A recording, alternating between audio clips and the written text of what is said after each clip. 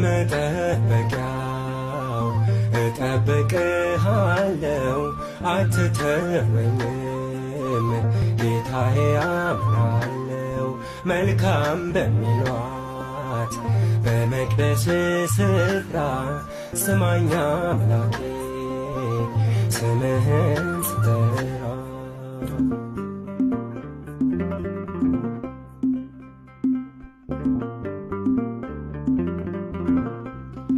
ጨለማው ቢያየን ዘመኑን ቢከፋ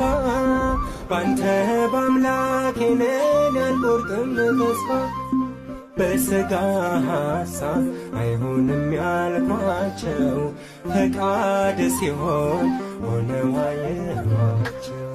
በመጠበቂያው እጠብቅሃለሁ አትተወኝም ጌታዬ